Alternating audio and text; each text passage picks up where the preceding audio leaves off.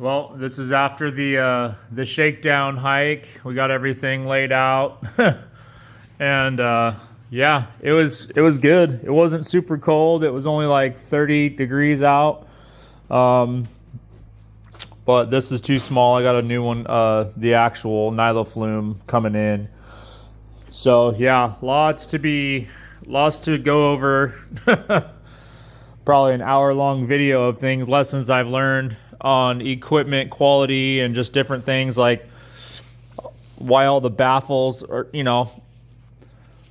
empty in that section versus, here the baffles are going this way. So that's on my bag, but that thing did okay.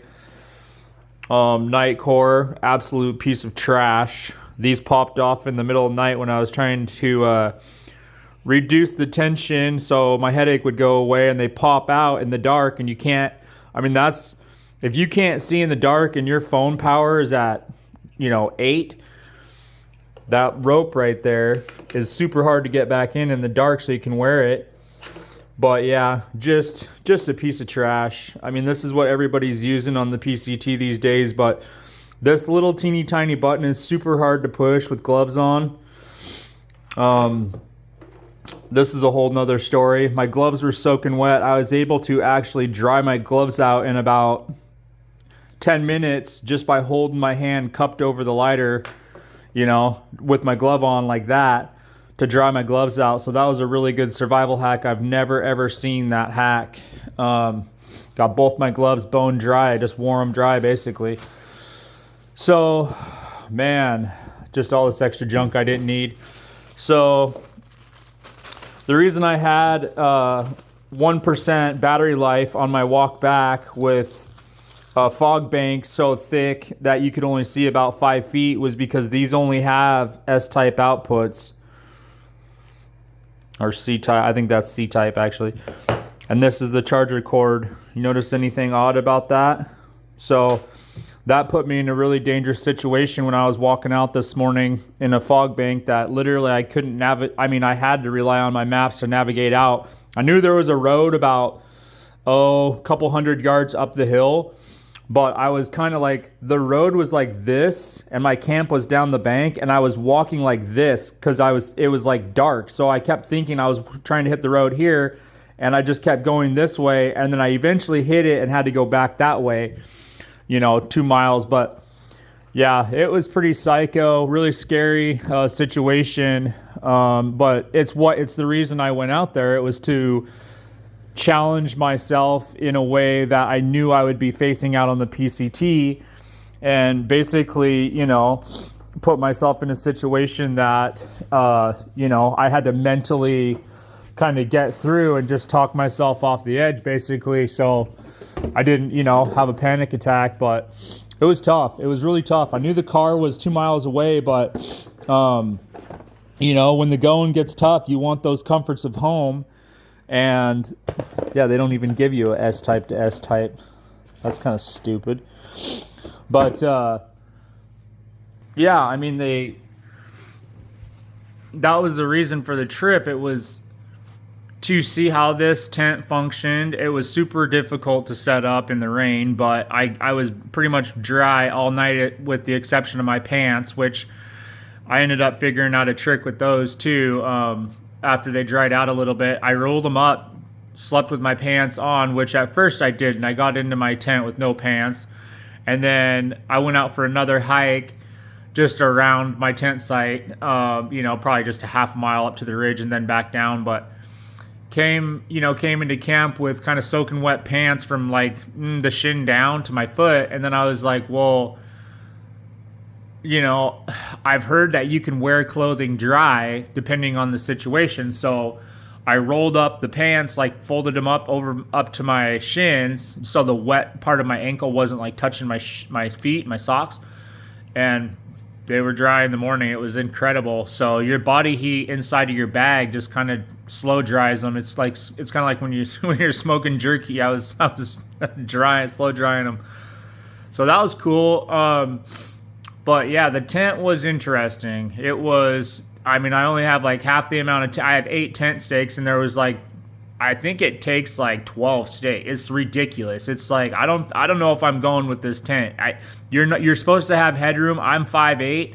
I was hitting my head on it, like just barely sitting in it. So it's like, I don't know, man. I feel like kind of maybe going with a different tent, but it's light. That's the thing. I mean, it's going to have sacrifices. So the waterproof on it was nice. It was waterproof, but once you breathe inside of your tent for 10, 12 hours, I mean, the inside's pretty much just as wet as the outside. Like, I woke up totally with a layer of water all over my bag and everything. So it is a water resistant, it's like DWR coated duck down, so it didn't like soak into the feathers. But no, I mean, you could definitely get in a bad situation if you're wet for days on end and you can't get to town to dry your shit out, or during the day it's not like warm enough. But I mean, for the most part, you know, you just carry a lighter, try to do your best, and you could probably, you know, convert your, you know, your stove, your little tiny, you know, MSR, your pocket rocket into some sort of makeshift, you know, tent heater. But you're not supposed to do that. You don't want to burn your tent down either. So, you know, that would be nice to figure out if there's a way, or a safe way to do that. But yeah, overall, a really good shakedown hike. I learned that I needed, you know, a lot of more practice at this. And yeah, I mean, just keep doing them. And like they always say, that the PCT is mental 100%. And there's people that are 50, 60, 70 years old that through hike. I think the oldest person to ever through hike, it was like 80 something years old. So it's just mentally, you're sitting in your tent staring at the wall of the tent for like 5 and 6 hours at a time in dead silence. You know, it's not like you have internet connection. You can't play on Facebook. You can't do all that. So the solitude is nice, but it becomes, I already felt it was more like kind of like not like a jail sentence, but what it was is you have to access the power of self-soothing and basically overcoming your fears, which they were great. I will say, out of fearing for my life, being a 10 out of 10, I was at like a 7.5 when, you know, the coyotes started howling and yipping and barking like literally one little ravine away, which was like 100 yards. So, and I mean, I followed coyote shit all the way up there. I knew they were in the area, but you know, I've seen coyotes my whole life. I've been around them. It doesn't scare me until I'm in the dark. With basically the style of this tent, it's glorified cowboy camping. I mean, it zips up, but it's very open. So, you know, you have a micron of, you know, mosquito net in the yotes. So, I mean, that's it. If they wanted, you know, if you're beef jerky and, you know, whatever, which kind of scared me because I had a bunch of pepperoni, but I was like, I better eat this. So yeah, I mean, there's just, you gotta cancel the fear. You gotta cancel the fear. And, you know, that's what Alex Honnold said, the solo free climber of El Capitan.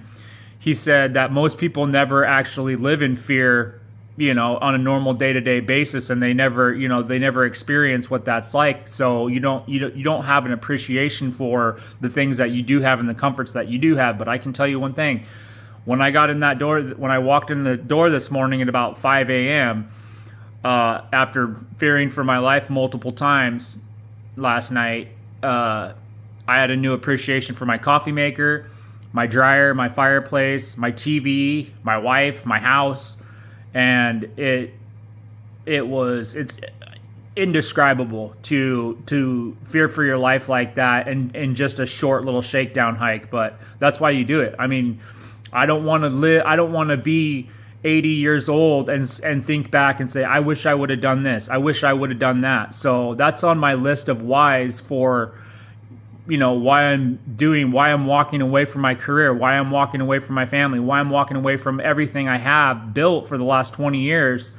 That's my list of one of the things on my list of whys. I love hiking. I love being outdoors. I love the opportunities it brings. And mostly I need it for my health. I have to. I have no choice. I have to do this for my health, mental health, physical health, everything. And I deserve it. I've worked hard my whole life. and I'm not done working. And this, hiking thing is more like, a 9 to 5 than a 9 to 5 is. The planning, the prep, the money, the risk, the reward, just everything about it is work. It's tough. It's way tougher than a regular job, I can tell you that. So yeah, I'm excited, but I'm also scared shitless because now I know more closely what I have ahead of me, and mentally, the training mentally that I have ahead of me to be able to deal with the monotony and the challenges of it all. And it's going to take a lot, but yeah, that's why we do it. I mean, you don't want to have regrets in the end when it's all over. Anyways, love you guys. Have a great weekend. We'll keep you posted.